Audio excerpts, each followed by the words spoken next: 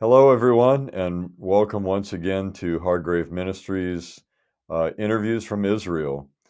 This morning we have with us Bruce Larson from Hargrave Ministries, Hi, and everybody. also once again we have Rabbi Mordecai Weiss, and he's going to give us a great update on how things are doing there in Israel. So, Mordecai, why don't you begin? Good to see you again, Gary and Bruce. I hope you and the family are doing well. Here in Israel, it's winter time. It's raining. It's the first day of the new Hebrew month of Shvat. In 2 months, in 2 weeks, we celebrate the New Year of Trees, Tu B'Shvat, and we're all hoping and praying that the news gets better. Um, it's amazingly day number 97 of this war, and already I've seen in the media, social media, everybody's talking about day 100, which is just a few days away, and my assumption is that there's going to be a lot going on in terms of the social media uh, speaking about what's been happening over the last 100 days. I mean, again, the idea of those hostages, the men, the women, the children, being holed up in tunnels and whatnot under who knows what Conditions. conditions for 100 days already. Um, but that's what's happening here. The war is continuing each day. Unfortunately, we hear about more Israeli soldiers being killed in action. You also have to deal with the rockets that are being fired at us from Lebanon. And then, of course, there's the whole situation with the evacuees, the Israeli families that were evacuated from their homes in the north, evacuated from their homes in the south. When they'll ever be able to return home.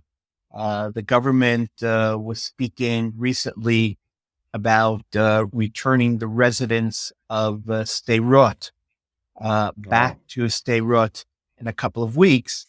And basically, the mayor of Sderot said, you know, how's that going to work exactly? I mean, are you going to provide bulletproof buses for the kids, for the school buses in order to get them to school? I mean, we can't just, return to a community unless our security needs are met. So, and that's just Sderot.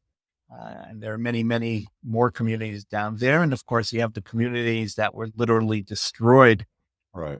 by Hamas as a result of the fighting in the first days. And, you know, we know that for some people, it's going to be years till they'll be able to return to their homes. In the meantime, they have to continue on with life. And a lot of them, of course, are staying in hotels all around Israel, in Jerusalem, in Eilat, in Tel Aviv. Um, so this is what's been going on here for the last 100 days. Um, we were supposed to have municipal elections in Israel back in October, a couple of Right. weeks after the war. But of course, as a result of the war, so they were pushed off, and then they were pushed off again. And then I saw an interesting thing that one of the reasons why it again had to be pushed off, now the elections are going to be in February, um, is because the candidates themselves are serving in the reserves. So, Wow. I'm sure you've Wow. got I'm sure you've got some candidates in the United States you'd like to send to the reserves. No, come on, be honest. Yeah. Yeah, we were thinking frontline duty. Yeah, I wouldn't mind seeing some of them, maybe even in Gaza. But Wow. whatever, all joking aside, that's just one of the minor things, that we deal with here in Israel as a result of the war. I mean, think about it, guys. You guys like flying to Israel on El Al, for example. Okay. Well, a lot of those pilots are in the reserves. So there's a shortage of pilots to to fly those tourists, so to say, here to Israel. That's an issue. Uh, just recently, they finally opened the universities that had been they had delayed the opening. Um, but again, the reservists themselves are not able to attend classes because they're out fighting. We're talking about hundreds of thousands of Israelis that are serving in the reserves. So the universities are going to make special accommodations for the reservists.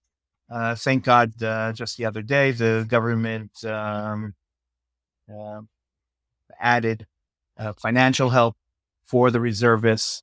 And of course, that really means a lot. But you walk around the streets, you go into a restaurant, everybody's carrying around whatever, an M16, an M4. I was in the synagogue this past week, and was called up to make the blessing on the Torah. When I went up to make the blessing, so the guy who had the honor just before me is serving in the reserves, and I had to step over his M16 in order to get to the Torah to make the blessing. That's just life on the planet here. That's just how it is here.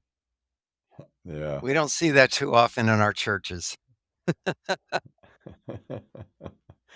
My son Now, actually, who's serving in Gaza, he was showing off that he's actually carrying an M4 right now instead of an M16, which I don't know, has some kind of benefits that he was showing us.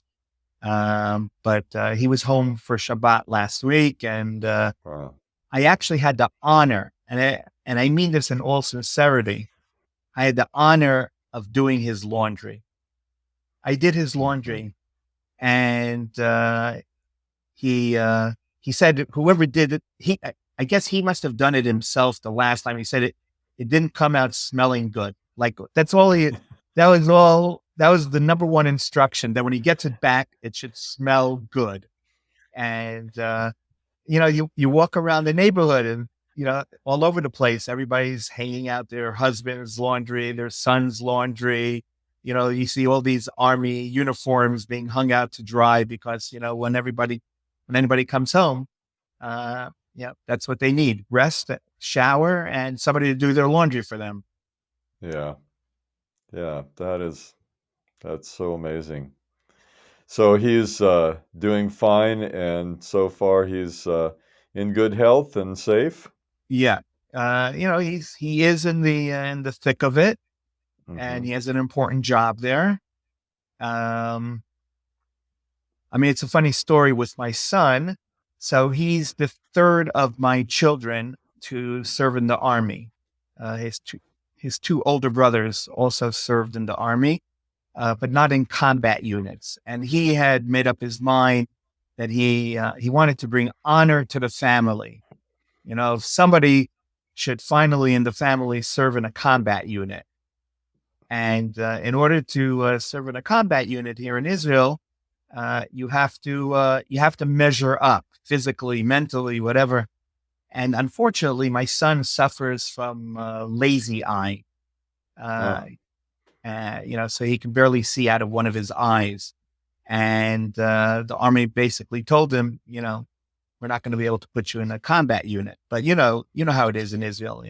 No is the beginning of the conversation, and so he did this, that, the other thing, whatever, and finally, in the end, through a friend of a neighbor, or whatever, he was able to get into a very important combat unit as a driver. So he drives the commander of the unit. That was his job when he was doing regular duty. And I always laugh, that only in Israel, you could be denied combat duty because of lazy eye, but they'll let you become a driver instead. So that's what he's doing. He's driving, and he's part of a paratrooper unit responsible for stuff in Gaza. I can tell you that when he's home, my wife sleeps much better. Yes. Yeah, that is definitely it's a constant mental reality that everyone lives in, and like you were talking about in our last interview, the new normal. But part of the new normal is just the stress on the family, on the society of these people who live in harm's way, I'll, and Yeah. yeah, that's not an easy thing I'll, to overcome. I'll tell you, you talk about stress. So I have a neighbor who has a number of family members, son-in-laws, whatever, family members, all fighting. And they were supposed to make a wedding in November. And because everybody was serving and whatever, so they decided to push it off, figuring, okay, if it won't be in November, it'll be in December. But then December came, and now it's already January. And he basically said to me that, they decided, we're going to make the wedding in February, no matter what, so to say. But he's nervous. Like he wants to be able Hmm. to reach that wedding day in November, and everybody in the family is still healthy and well. Not, Hmm. you know, you know, talk about the stress that he's under. That that everybody will be able to actually celebrate at the wedding. Um, Yes. and that's again, that's part of the new reality here. Um, Mordecai, What? did you have a daughter that was a border patrol Hmm. serving at one of the border checkpoints? Yeah, she's still there. She's 20 years old. She serves at the Jordanian Israeli border, and you know, generally things have been quiet there. Nothing out of the ordinary. Uh, that's been going well. That's actually not too far from the Jordan River location Right. that we like Yeah. Yeah. to visit down in the Jordan Valley. Uh, uh, Yeah. I what remember seeing the Jordanian soldiers just across the 20-foot Jordan River, Yeah, the mighty Jordan. the mighty Hmm. Jordan, 20 Yeah, feet wide. yeah. I mean, again, what's still so beautiful to see here in the country is the level of volunteerism. People, hundreds, thousands of people going every day to help the farmers to harvest their fruits. Um, bringing things to soldiers, preparing meals for soldiers, getting the laundry done for soldiers. Just the amount of volunteerism that's going on in the country today is just amazing, amazing. I heard a story, it's a beautiful story. So this guy goes into a restaurant, uh, and there's a bunch of soldiers there. So he calls over the owner of the restaurant, and he says, listen, it's on me, just, I want to pay the bill for these soldiers. The owner of the restaurant told him, you got to wait online. There's 6 people in front of you. Wow. There's Yeah, That is awesome. 6 people in front of you already made that offer. So you're too late. uh-huh. Can you tell us what is happening with this idea of a drawdown, and how is that affecting kind of people in this thing of, because if different ones are coming home, and it seems like that would be an impact on all of this with families and stress. Right. I mean, it's interesting because just the other day, a neighbor of I bumped into a neighbor of mine who I know had been serving in the artillery for at least 2 months. He hadn't been home, and now he was home. Um, yeah. Again, as we've spoken about from day one, uh, we've got a long battle ahead of us. Uh, but the strategy is changing as the situation on the ground changes. So It may not be necessary to have the artillery, um, you know, shoot rockets into Gaza on a regular basis. Once you have most of Hamas out of the northern part, which is the situation. Now it requires a different type of fighting, different types of units, different mission.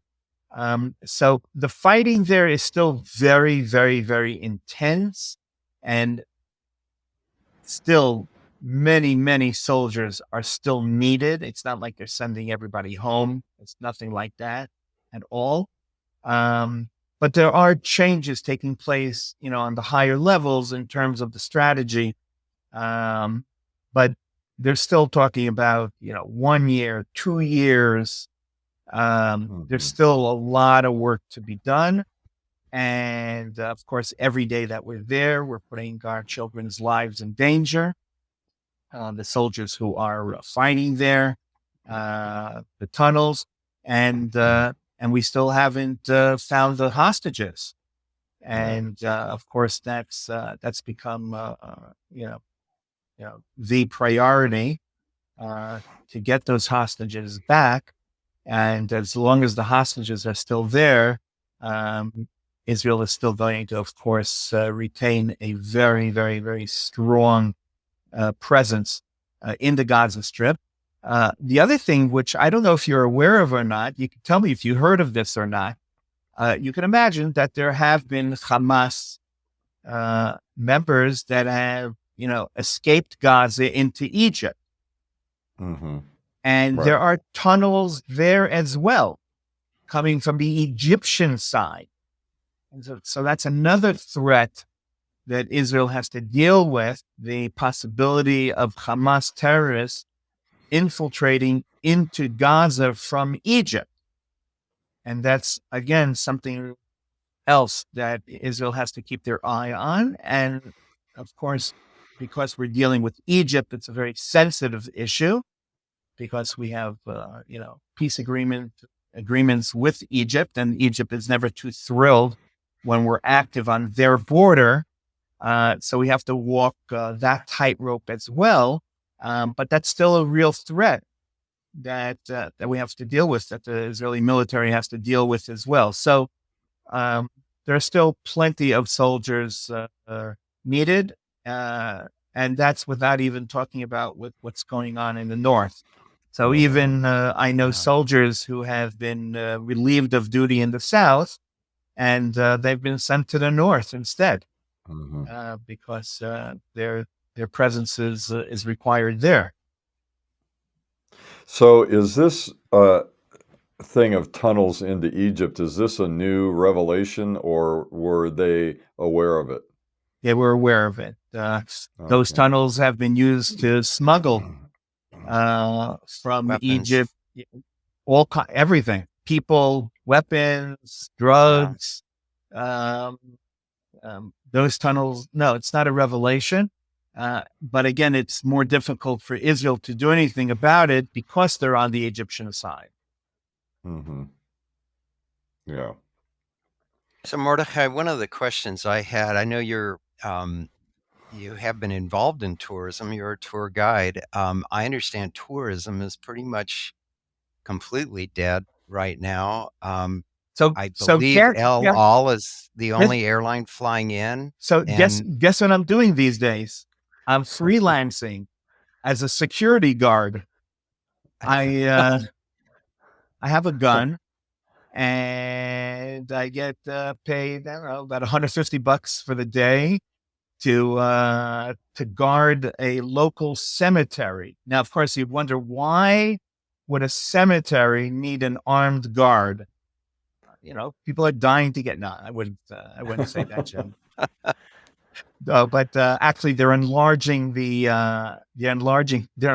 cemetery, unfortunately, or whatever, and they have Arab Palestinian workers doing the work, and an armed guard is required to just keep an eye on things. So I'm freelancing that way, and but yes, anyone in the tourism industry, whether you're a store owner in Sfat. Remember all those art stores that we used to visit there, or restaurants in the old city, or tour guides, or again, drivers. We've been affected very, very, very much. It's, we had a little taste of this during Corona time. Sure. Although during Corona, nobody showed up. At least now we have solidarity missions. So there is some work. But again, because of, let's say, the security situation in the north and the rockets that are being fired from Lebanon on a regular basis, there are many areas in the north where you would typically, let's say, take tourists that are off limits right now. So someone coming to Israel right now, for the most part, is not going to enjoy their typical Israeli tour vacation. But for the most part, they're not coming for that reason. They're coming to show their solidarity. And it really means a lot to us. It really means a lot to the Israelis for the people who do make it over here. But we are suffering. The industry is suffering. And unfortunately, we really don't see the light at the end of the tunnel yet. So that's what's happening in terms of the tourism industry. Yeah. Well, I know your other sort of second, life during Corona was being a real estate agent, and I'm assuming that's not doing much better than the tourism right now. That's correct. Also, it's interesting, during Corona, interest rates plummeted. And so at least, people had an incentive to go and to buy homes. Now interest rates are quite high. And of course, with the war going on, there really isn't much of a market. But, give it a few months, you know how it goes. There's always ups and downs. Please God, that will turn around. But yes, you're right. But what I am going to do, though, there's a hospital in Jerusalem, the Allian Hospital. I don't know if you ever heard of it. So they have this annual fundraiser. So I'm going to go hiking for a few days in the desert with them and go find some sponsors and take part in that worthy cause. So I'm busy getting in shape for that hike. How long is the hike? So I'm doing the easy hike. It's only about 6-7 miles a day. So. Okay. Wow. How many days? I'm only doing 2, not 3. So. Okay. Well, you mentioned the war may be going on for a year or two. I have to believe that in addition to the personal effects of this war on each family, the economy as a whole is suffering, and it will have a dramatic effect if this continues on for another year or two. It is. Yeah, it is. It's absolutely. Yeah. You're 100% correct. My youngest child, she's in 11th grade. So she received her draft notice, which is something that pretty much all 11th graders in Israel receive. And so by the end of January, I have to take her to the recruitment office to fill out all the paperwork for her. Wow. That has to be an interesting feeling for somebody who's in 11th grade to be facing the Army right now during this time. Right. But again, you're not facing it yourself. It's you go into 9th grade, you go to 10th grade, you go to 11th grade, you go to 12th grade, you go to the Army. It's just here in Israel, it's just a natural progression. It's just something you do when you reach that age. Mm-hmm. Yeah. She That's actually Wow. some. she went last night. It was very nice.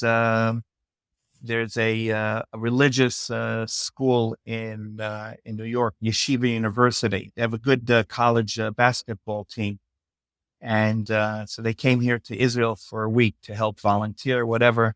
So they played against the professional Israeli Tel Aviv basketball team last night, and my daughter took her younger nephews to the game in Tel Aviv, and they had a great time. So that was fun. Oh, amazing. Yeah. It's but again, you're watching this basketball game, whatever, and but all throughout the game, on all the lights, you have the pictures of the hostages, bring them home now, because anything and everything that you do today, it's all tempered. It's all through the Right. prism of what's happening in Gaza. Yeah. Yeah. Well, they didn't have any sirens during the game, right? Where they had to run off No, the court and go. no, Okay. but that could have happened, but it Yeah. didn't. Yeah. Well, you'll have to send us the information of what it takes to sponsor your hike and Okay, I will do that. uh, see if we can be a part of that. Okay, that'll be wonderful. Okay, well, we appreciate this time as always, and I just think that it gives people a perspective of, you know, life, because you have to live life while all this is going on, and yet it's a tremendous impact on life. And it's one thing to get reports of the war and the news of that side of things, but to feel the reality for people that are living Yeah. through the situation, like you say, going to the grocery store, going to restaurants, trying to keep your children in school. All of these realities are the daily realities, which is, as you've said, becoming a new normal. That is, it's the most abnormal normal that I've heard about in a long time. Yeah. So, Yeah. Having a daughter on the border, a son in Gaza, and then taking your 11th grade daughter and registering her for the army. It's very different than here in America, and I really appreciate Mordecai. So many here have a relationship with you and know you and pray for your family, and just to hear the personal life, as Gary just said, it means a lot. Thank you. yeah. Yeah. Looking forward to having you guys here soon. Yeah. Okay. I look forward to that too. We're working at it. I know. I know. Okay. All right. Thank you so much, and have a wonderful Sabbath coming up. We Thank will you. be thinking and praying for you, your family, community, Thank you. and of course the hostages and the soldiers, but all of Israel is in our heart. Thank you. Amen. Happy Rosh Chodesh, Chodesh Tov. Thank you. Thank you so much.